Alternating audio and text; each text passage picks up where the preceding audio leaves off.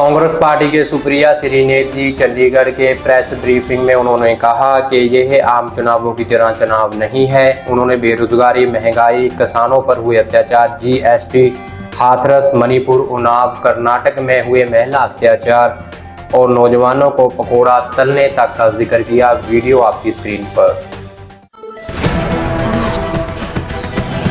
और इस अहम चुनाव में कुछ बड़े अहम फैसले भी होने हैं। उसमें से एक फैसला यह है कि क्या ये देश संविधान से चलेगा या ये देश किसी की मर्जी से चलेगा। उसमें से एक फैसला है कि क्या ये देश युवाओं की, महिलाओं की, किसानों की, बेरोजगारों की आवाज़ को सुनेगा या एक आदमी के मन की बात सुनेगा।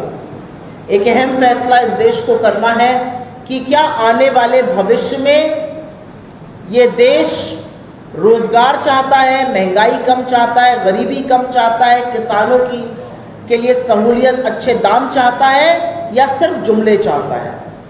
और इसीलिए ये जो चुनाव है ये बहुत अहम है। ये हर साल की तरह होने वाला आम चुनाव नहीं है जो हर 5 साल पे होता है। और इस चुनाव की कुछ बड़ी परिवेश है। इस चुनाव का एक कॉन्टेक्स्ट है जिसमें ये चुनाव हो रहा है। वो कॉन्टेक्स्ट है कि देश के, दुनिया के सबसे युवा राष्ट्र में, जहां पर 65% लोग 35 वर्ष से कम आयु के हैं, ऐसे राष्ट्र में रोजगार की बात ही नहीं करते हैं प्रधानमंत्री। 45 साल में सबसे ज्यादा बेरोजगारी है।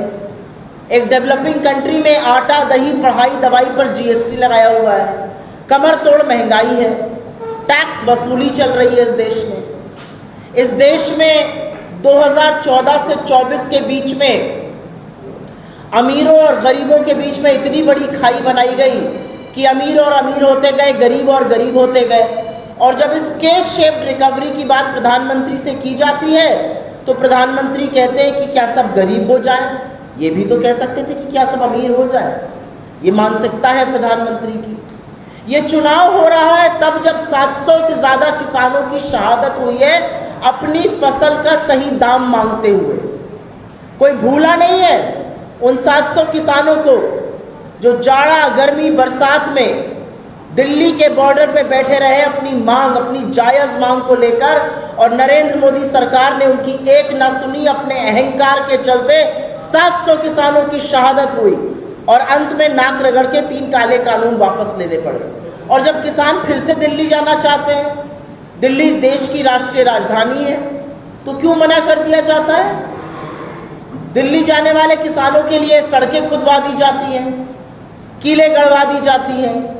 दिल्ली जाने वाले किसानों के ऊपर आंसू गैस के बम गोले छोड़े जाते हैं। जब किसानों की शहादत हो जाती है तो प्रधानमंत्री कहते हैं मुझे क्या, मेरे लिए थोड़े ही मरे। ये हाल है प्रधानमंत्री का। जब तमाम नेता जो नाम लेके कहते हैं हम उनसे मिले, सतपाल मलिक उसमें से एक है जो बीजेपी के नेता थे, वो कहते हैं प्रधानमंत्री ने पलट के कहा मैनू की, मेरे लिए थोड़ी मरे। तो मेरा अपना मानना है कि बहुत, और ये चुनाव महिला सुरक्षा पर मैं जितनी बात करूं उतनी कम होगी। ये चुनाव तब हो रहा है जब हाथरस से लेके लखीमपुर, लखीमपुर से लेके उन्नाव, उन्नाव से लेके गुजरात की बिल्किस बानो, उत्तराखंड की अंकिता भंडारी, हमारी सबसे होनहार बेटियां, हर औरत के खिलाफ अपराध हुआ और हर बार संरक्षण, हर बार प्रोटेक्शन, हर बार नरेंद्र मोदी और उनकी सरकार आरोपी के साथ खड़े पाए गए। तो ये परिवेश है इस चुनाव का। इस चुनाव में कोई गंगा में तैरती हुई लाशें भूला नहीं है कोरोना में, ना कोई भूला है कि कैसे सैकड़ों, हजारों, लाखों श्रमिकों को पैदल चलवाया, चिलचिलाती धूप में, तपती सड़कों पर, पैरों में छाले लिए, फपोले लिए, बच्चों को हाथ में लिए, गरीब मजदूर पैदल चलते रहे। और ये सरकार सुप्रीम कोर्ट में झूठ बोलती रही कि कोई सड़क पर है ही नहीं। तो ये कोई भूला नहीं है। कोई भूला नहीं है कि जब युवा ने रोजगार मांगा तो नरेंद्र मोदी ने कहा पकौड़े तल लो। पकौड़े भी तलने को तैयार थे। 90 का तेल आपने 220 कर दिया, आपने 400 की गैस को 1100 कर दिया, पकौड़े भी कैसे तले जाए। जब आपसे महंगाई की बातें देश की औरतों ने कही तो आपकी वित्त मंत्री ने कहा मैं लहसुन प्याज नहीं खाती। अरे आप नहीं खाती होंगी, देश तो खाता है।